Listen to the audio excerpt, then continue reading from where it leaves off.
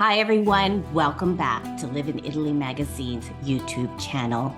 If you love everything about Italian food, the regions, the culture, but especially we're going to talk about La Tavola, friends, and the beautiful table, how it's set. You will not want to miss today's interview. I am speaking with Susan Gravely, who is the founder and CEO of Vietri. Now, some of you may not know, but I'm hoping in the United States you will know, maybe not by name, but by looking. They're the beautiful ceramic dishes that you've come to love to set your table for any occasion, not just Christmas, not just a special occasion. And what's really great to know is Susan has recently written a book. I have it right here beside me as part of their 40th anniversary. And we're going to talk to Susan about how she started and what she's doing today. And if you stay until the end, we're going to talk a little bit about, we're going to do a special giveaway, which has been really popular with our followers, and we'll give you the instructions on how to participate.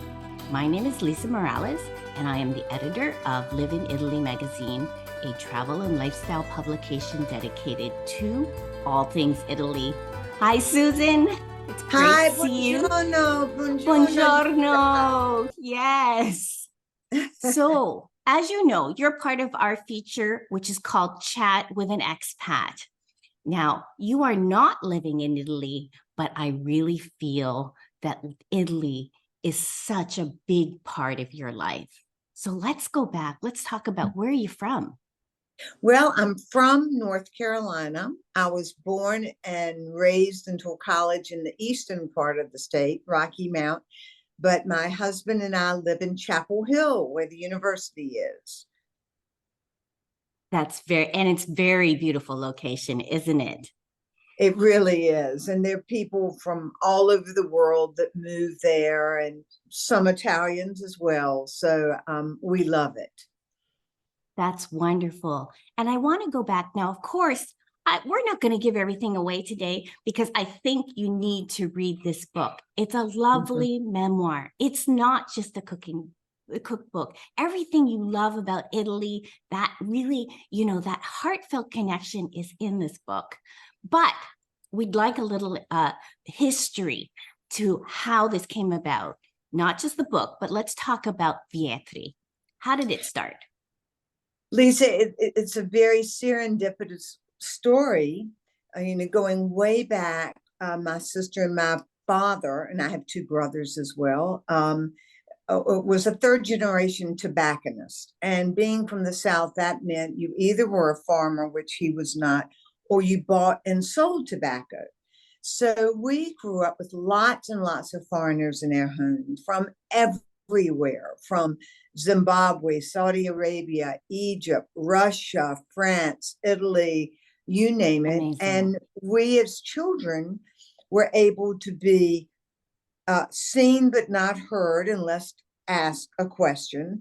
But we served drinks and we set the table, and we would serve the different kinds of cigarettes that they were talking about. So Daddy would always go to our globe, an old-fashioned standing globe, and he'd put his finger on Rocky Mount, North Carolina, and then wherever our guests were from. And he always said, "You're only a phone call or a plane ticket away from seeing a bigger world, and the world is so small." So that was my upbringing. We traveled a lot. Daddy had rheumatic heart fever as a child, and so he had a weak heart. It had 3 different mitral valves, and these were in the 50s and 60s and 70s. So sadly, he went down to Valdosta, Georgia, introduced the new owners of China American or Catco to the Italian conglomerate, because tobacco was owned by the government. Came back, didn't feel very well, and had a heart attack and died at 60. So my first trip to Italy with my sister, and by my mother's invitation, was the trip they had planned to Italy. So that was 1982, and that was the seed that began our company. Wow, that's Yeah, amazing. And of course, you can find even more details. So, really, this was a very mixed emotion journey. it was. It had been 2 years. I was had been at the New York School of Design. I was in New York. My sister just had her second baby. And from that invitation all the way until she died, if Mama invited any of us or all of us to take a trip, we stopped everything, because her attitude was, if you can't travel better than how you live at home, then why travel? So that trip Hmm. was a very special trip. We met a gentleman on the airplane. My sister did, when she went up to business class to use the bathroom in those days. He came back, introduced himself, he was Italian from Florence, gave us names of restaurants in Rome. And then his card said, when you are in Florence, please call me. I will show you around. Well, we thanked him. Mama put that little card in her pocketbook and said, we'll try the restaurants, but we're not going to call him.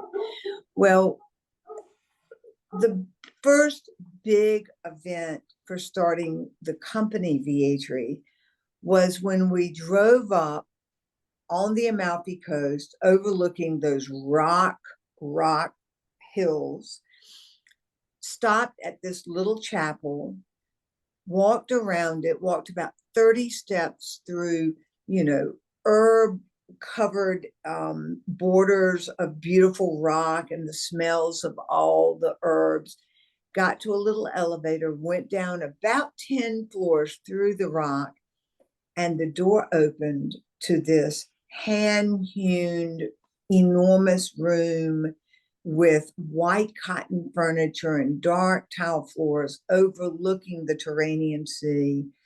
We turned left after we checked in, and there was the dining room with bougainvillea on the ceilings, peach tablecloths, and an assortment of all different ceramics with animals and flowers, and the colors were very Amalfitana. And that was Il San Pietro Hotel. And there I had my first falling in love in my life, which were the dishes. So we Yeah. ended up spending 3 days with a driver who spoke English, who was Italian, and went from, we've got to buy this for ourselves, we've got to buy it for our friends and family. Gosh, should we open a store, to having drinks with a couple from New York, the Carps. And Mr. Carp said, oh no, you must design and distribute, because you love so much the design aspect. And we went, okay. Well, we didn't know anything about starting a business. I had a master's in child development and had started the pediatric outpatient program at Duke. My sister was in industrial design, but we had seen tobacco being hauled overseas all over the world. So we knew somehow there was a way, and we were going to do it. So that was the beginning of the company. That's an amazing and inspiring story. And I think, very empowering for any young woman who you just found your passion, didn't you? And then you found a way to make it work. And obviously hard work, right?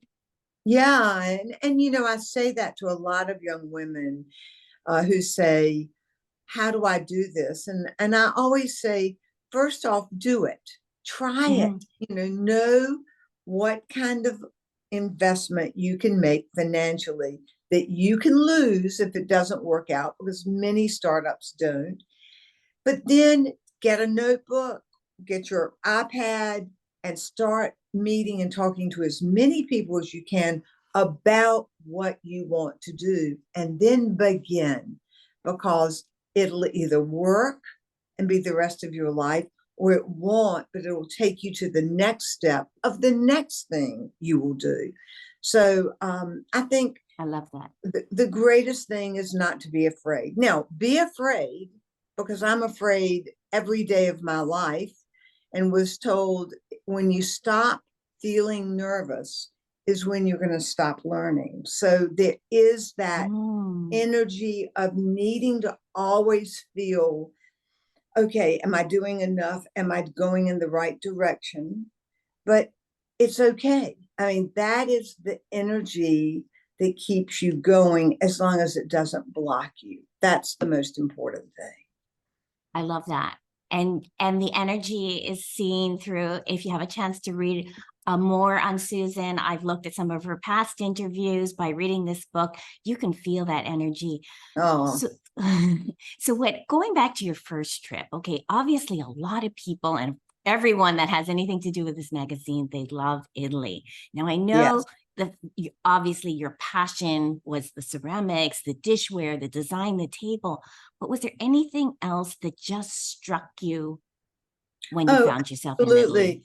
You know, Lisa, it was interesting because I traveled a lot. I was 31 years old, and but I'd never been to Italy. And I think somewhere deep inside, I was a little afraid to go because there was something else about Italy that was there. I didn't know what it was, and I didn't know that I Hmm. thought that, but it was never on my top list.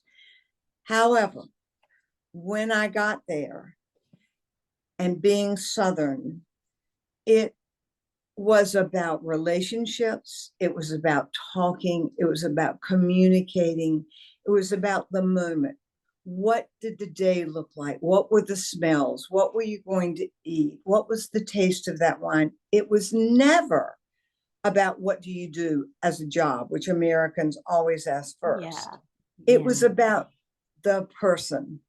And I think that is what one of the zillion of things that makes Italy the place where Americans feel that they've either been there in another life Yeah. or they had ancestors there or it was their place because it's a community. And as you know, being Italian, that's what makes it so special. Right. Well, actually, I'm not Italian. I'm just a Ah, fan of all things Italy. well, good for you. So where are Yeah. you from Well, I'm originally? originally from Canada. I was born there. I was adopted when I was 3 months, so my background is kind of a mystery, but so maybe who knows? I have a bit of European in me. Well, let me just tell you, our adorable and fabulous 22-year-old nephew was adopted from Russia. And but he loves Italy and loves his family here. And so good for you and good for your parents too, because you do look European. Okay, that's great. Thank you. That's a big compliment. And I Yes. think, like I said, through this magazine, we all have this connection to Italy in different forms. And that's what I want to talk to you about today, because we're going to go back like a little bit farther, a little bit ahead and talk about the similarities between Southern hospitality and Yes. Italian hospitality. But Yes. just Yes. Yes. before we get there, I have a curious question. From all these years that you've been traveling, obviously for business, but I'm sure some of it has been pleasure, Yeah. Yes. you know yourself, there's a lot of foreigners who spend a lot of time in Italy for, any particular reason, whether or they want to live there or they spend. But we have found that foreigners are attracted to something, not necessarily to escape from where they've come from, but they've found something. What do you think it is generally? Obviously, not everybody, but generally. I think they find connection. They find Mm-hmm. connection to the earth, to the Nice. environment. They feel connection to people and communicating to people openly. I think they find space and they find this freedom to explore and find out what they love about life. I think I think they find a way to relax Mm. and be themselves and not be afraid to be who they are. There's a, you know, I meet lots and lots and lots of Americans who are living there or spending a lot of time there. And it's the #1 travel country this year in the world. Yes. And there's a twinkle in their eye.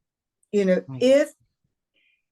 If I've never heard anyone not say, I can't wait to go back. Yeah. That is Is so that true. is that kind of what you hear? Yeah, of course. I mean, on a Yeah, daily basis. yeah. Some people, the pull is so strong, Oh, right. especially some of like our travel editor is Italian American, and she just says, I can't explain what it is. I need to go back. And then, of That course, is some right. people have been able to do that permanently. Yes, and that is so special. I think more people are, especially Italian Americans, are able to get a visa if they Mhm. don't already have it and spend a lot of time in Italy. And Italians open their arms to that too. Right. Now, you were talking about your father's business and Yeah. the importance of people at your table and here because our second largest audience is from Italy. It's usually the UK and Italy kind of battling it out for second. Oh yeah. Oh yeah. And I don't know if any of our Italian readers or watchers realize, but there's something called Southern hospitality. So you could first explain in your own words what that is, but then also, are there similarities between Southern hospitality and Italian hospitality as you know it? Oh, Lisa, absolutely. Mhm. And I think that's one of the reasons that the pool for me is not only the artisans, but it's the world of Italy. As a Southerner, the similarities are that we love people. We are kind overall. This is a general thing, but we're Mhm. we're kind and we're enthusiastic. And the table is not only the table sitting around and eating and laughing and playing games, but it's the metaphor of gathering together. And at the end of that experience, feeling happier and feeling you've learned something. And I think the knowledge end is very important to the curiosity of Italians and the curiosity of Southerners. I think the one difference that an Italian said to me that I loved and thought that was so true is in the South, I'll meet you and I'll immediately like you and say, gosh, that's a great new friend. And it'll take 3 or 4 times that if you have just crossed me or there's not anything that pulls us together, I'll go, well, that was interesting, but not really a friend. Italians do the opposite. They meet you, and it takes 3 or 4 times of truly meeting and connecting before they would invite you to their home. And I think being invited to a home where Southerners do it immediately, for Italians, once you are invited to their home, you are a friend forever. And they are loyal and they are faithful and they bring you into their family. I mean, I have quite a few people that call me Zia, Yeah. La mia Zia, my aunt. Or Yeah, I love that. I think they'd call me Nonna, but they'd be a little embarrassed. So it's always Zia. And That's that's such cute. a compliment to me because Of it course. means that I'm part of their family and their life. Yeah, and I really do believe that. It's not just a title and words that just is get thrown around. It's a real honor.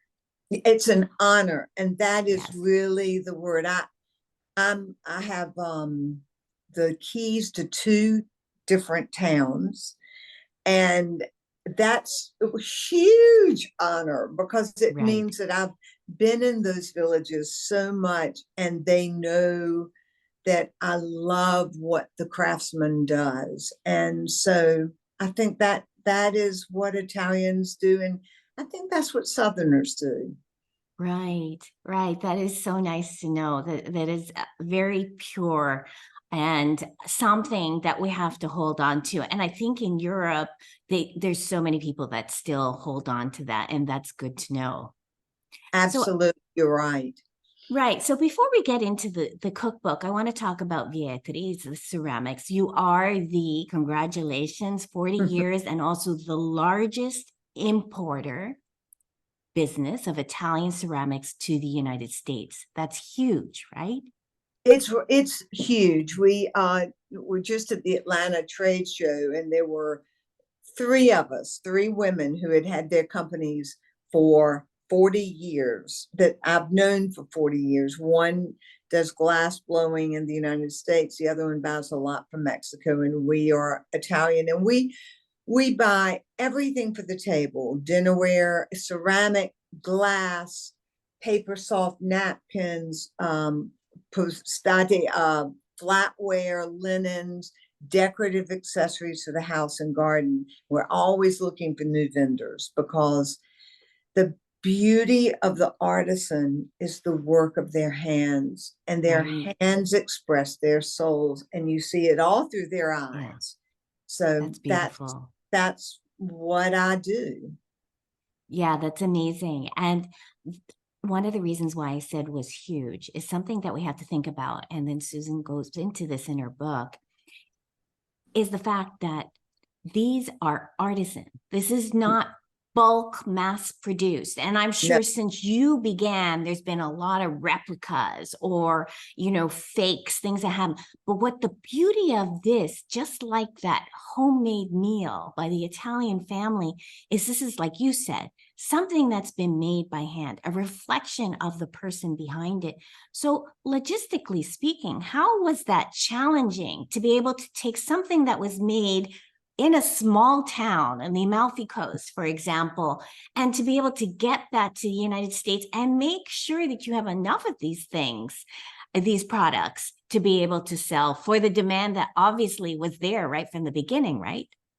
yeah, I didn't think in those terms. I didn't think about, okay, this is a 3 to 5 year plan. This is, I want to sell $1 million worth. It was really about a $20,000 investment, a I saw factory that I that. fell in love with, working with them, creating a couple of our own designs to blend with what they had done historically for the Amalfi Coast, and then sharing it. And we found out about trade shows. The first trade show was completely booked out with a 2 year waiting list. And I talked myself into having a meeting with the manager and met with him when I told him, well, can we meet tomorrow in New York? I'm in New York. Well, I was in Chapel Hill. So that I had to get there quickly. But and having Neiman Marcus come at the first show and write Yeah, a $12,000 order, and that they've been our account for 40 years. So it amazing. was about finding this first vendor, realizing I needed to create more because there was so much demand. And then I studied Italian in Taormina, Sicily, the next summer with a UNC college group who never went to class. And I had private classes for 3 weeks. Right. And Fabio, this fellow who ends up becoming our agent, comes, and I get out of class at 1, and we scoured Sicily to find new factories. And that Amazing. was what I kept doing. I found out about trade shows in Italy. I met people who said, oh, come see this factory, you'll like it. And so slowly, slowly, we added more factories, but we stayed the same mission and vision. We stayed a look that was a classic Italian look, no Mhm. decals, all handcrafted, and we decided we would never copy nor buy in China. Now we've been copied lots and Yeah, I lots, bet you have. but that's okay. We sell Italian products, and that's been our niche. And I think that's why we've been so successful. That's great. Yeah, stand by what you do and then continue. That is great. And one thing that I caught about that what you said about learning Italian. So it's really Yes. important. Now, I'm guessing that you are now fluent. Sì, io parlo con See. questo accento di North Carolina. So I speak with a Southern accent Italian. Yes. But that's great. Good for you. Oh my Sto God. imparando l'italiano, so I'm Sì. getting there. I'll get there. I think I Bene. need some more on-site lessons, so just like you. That helps a lot, I will Right. tell you. And I always have carried around a notebook. It's on this table somewhere. Even though I have an iPad and I have my phone, I have a little one now, but I'll write new words. I'll write things that people say. I would always carry a glue stick and a little notebook in my pocketbook, just stick in some new business card, because that's how you learn. That's how you learn, keeping those contacts for a rainy day or for that moment. Another thing Right. that talking about starting a company and women, we started with a board of directors because Hmm. daddy had died and I was going to be the president, and I was 3 years younger than my sister. So I was upsetting the family dynamic within a corporation. And that wasn't going to be easy. And I felt I wanted to be accountable to somebody, and some people that had more experience than I had. And we didn't pay them. It was out of love. It was, friends Mhm. of my father's, because in 1983 there weren't many women in business. Now we have more women than men on our board. But I think it's always important to be humble and Right. to ask questions, because people know a lot. Yeah, that's great advice. And one thing I was going to say is not only learning the language, I imagine learning the language so you can conduct business is a Yes, totally different thing. You're not learning like I'm probably learning, in Duolingo, how to catch the train and ask for directions and, when the check is due and can I make a reservation? You're doing business in Italian. that's right. And I still work with some factories that do not speak English. So it's Right. really helpful. And I've learned a few unsavory words I try not to use. I don't get angry very often, but I understand the person on the street, and they're, because kind of like being Southern and you being Canadian, our accents are different. We use some words differently. They do that from province to province. So I've been able to understand the lingo, and they appreciate it. And I think it helps with connecting and having strong relationships. Right. And I imagine too, being a foreigner, being a female Yes. foreigner, maybe has had its challenge. You've had your challenges too, right? Well, Lisa, I've only had one that I can remember. It was in Palermo. Mm-hmm. I flew to Palermo alone, rented a car to go see some factories, and came back. And this creep says, "Look, look, look, you've had a wreck, you've painted it over." Well, I had not had a wreck. I had not checked the car. So it was all about being female and thinking he could get by with it. Overall, I've had some through the years, it's more been American men. Oh, you will never marry because you're so strong, or Oh uh, no. yeah, or not getting a bank loan. And he had been my next door neighbor growing up, where I'd never had a problem ever. I mean, we were interviewing him with other people, but silly things that were more in the 80s, when women were still com- coming of age, or they're becoming more women that start companies or are CEOs. Otherwise, I think I was always like you, being able to be very clear very supportive, but very clear. And then establishing relationships where they knew I was serious. So I think it's about how you approach being a woman, the confidence you have, and the way you know how to combat someone who's not going to be supportive and not taking it personally, just not taking it personally. Wow, that's amazing advice. So I think enough talk about business. Let's go to this. This is the Yay. passion project. And I love this. Again, for the 40th anniversary, tell us a bit about the book. Well, Lisa, for years I've been asked to write books, and I'd written 5 children's books based around old Saint Nick dinnerware line that had been lots of fun. And one of my ceramic artists, who was a fine artist, did all the illustrations. So I knew kind of how to do it. But for this book, I sat down and started making a list of all the people that have been really important in these 40 years, very instrumental in my development.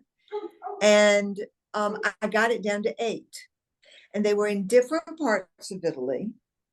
And I decided that the book needed to be memoirs, stories about how I knew these people or this restaurant or this agriturismo, but also about them and their recipes, what I'd had with them, things that bound their families or that were indigenous to their part of the country. So once I wrote these 8 passages, I called them and told them what I was thinking about doing. And all but one said, "Oh, I want to read what you said," jokingly. I said, "No, no, no, this is my writing about you." And then they started giving me recipes. We hired 2 fabulous Italian photographers, women, who really understood what I wanted to do, and a stylist.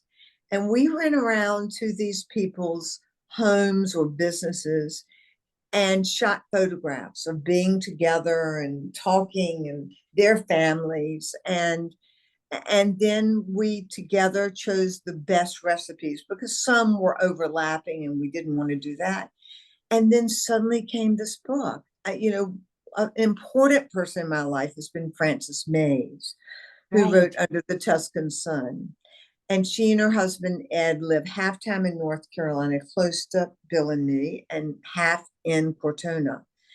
And she said, "Don't go with a publisher. You need to self-publish because you can control the look of the book." Well, our senior graphic designer took this on. And so we put this book together.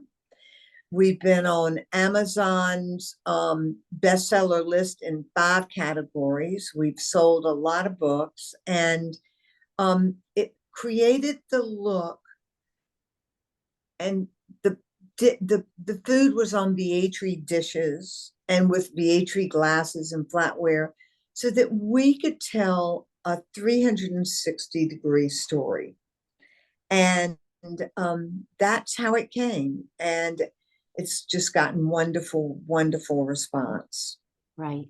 I can't imagine it not, because I think, Thank you. I mean, catch me if I'm wrong, but this is just not a recipe book. Correct. I mean, this is like, well, in my experience, it's like curl up with a cup of tea book, and then maybe the next day do your recipe planning. And that is so interesting you say that, because I have had more people say exactly what you said. I have read your book from cover to cover, not your recipe book, but your book. Yeah. And I have taken notes of where I want to go next in Italy. And I want to make sure I go see this factory. Can I go? And this fellow in Positano, oh, I can't wait to meet him. And it was like that over and over and over again. Right. And I was doing the same thing. I was kind of taking notes. Should I visit that hotel? But one thing that I find is that it's not just the food. The dishes also change in the photography from the family and the region. And this is key. This is one thing we talked about. One of the very first interviews that I did, they were two Italian sisters. Their father used to Yes. work for Yeah. Alitalia, and they have like an online YouTube presence. But they Fantastic. were the ones, when I was starting this, they said it's not Italian food, it's regional food. And I was Right. That's curious exactly right. because I know this kind of documents your friends and your business connections and the different places you've been and the different places that you've set up, to bring these ceramics in. But was it really important for you to highlight those distinct regional characteristics? Absolutely. 1000%. Because Italians are proud of their region. They're proud that they have fresh fish every day. They're proud that they go and shoot their rabbits or eat meats. They're proud of how they do their papel pomodoro or their focaccia and what they call it, because bread has different names in different regions. They love their wines. They love to talk about the vineyards they have and the kinds of grapes. And that is who they are. They are proud of where they live, the region, and then they're also proud to be Italians. So the answer is yes. And I say to people, don't look at a menu. Ask your waiter what is regional and what is his favorite, and you will never go wrong. Right. And Susan, you've been so lucky because the people who have taken you to their favorite neighborhood restaurants have ordered you things that aren't even on the menu, right? What an experience. Right. Absolutely. And they're all simple. I mean, that's the other thing about Italian cooking. If you have the main ingredients, you can make almost anything. And one of the beauties of this book is that everything is so simple. So, Yeah. and because it's from people that make it all the time. So when you're back home, because you grew up with the tradition of the table and obviously having a beautiful table, which I just think is awesome, what could you say is kind of your go-to meal that you like to prepare for friends or family? Kind of Well, highlighting that simplicity, because I think a yeah, lot of us, we think, oh, we're going to have like 15 people over. This is so stressful. I need to plan this for 14 hours and then get it right. What would you yeah. do? And what I say is keep it simple and don't stress. Use what you have in the kitchen, mix your dinnerware, mix the glasses on the table, go pick flowers out of your garden. If you don't have a garden, go to the grocery store and put them in different vases, because the beauty of being together is being together. Right. And people want something delicious to eat, but they don't care about it being formal or perfect. So my go-to now is fish in crazy water, because it is so delicious. It's in the book. It's Yeah, a I saw that one there. pan food, and that is delicious because it has capers and tomatoes and olives, and of course it has celery and onion and garlic. It's divine. And then you Lovely. steam the fish on top, so that is really delicious. I usually make these cookies that are also in the book because they're easy and delicious. They were Frances Maze's, and they are shortbread with orange and sage, and the sage just brings it to life. Rest of you don't have to have 3 courses. You can have a 1-course meal. Right. That's amazing. And then Yeah. obviously spending all this time in Italy and knowing that even the family meal, the Sunday meal together, it's always a beautiful table presentation, right? Yes, it is. But it's what is fresh right then, and it's just bringing out what you own. You can put formal dinnerware with ceramic and mixed glasses. Mix it up. Just show how you express yourself and what feels happy to you, and it's just so easy. So do you feel, because like, even myself, I mean, our kids are grown now, but when they were Yeah. young, I mean, putting together a table and proper dishware and everything like this. I mean, what's your advice? Like, what do you think you would say to people that don't lose that? Please don't paper plate this. It's important. What would you say? Say to them, you know, it's just as easy to use your plates and wash them off as it is to go and get paper plates and go buy them and bring them back and throw them away. That ceramic, stoneware, whatever it is, it has a feeling. It's a part of the meal. You Right. know, what I love about Italian ceramic is how it feels, the glazes, the Right. unevenness, the way colors come out. And it just, it's not harder. It's easier to pull things that you've had, that your grandmother or mother had, or your white dishes, and add Mhm. a sprig of, oregano or thyme or basil Right. and Right. tie it on a napkin to give Oh, I that love that smell. idea. Just try to create what feels like you. Right. And that speaks volumes to being in someone's home.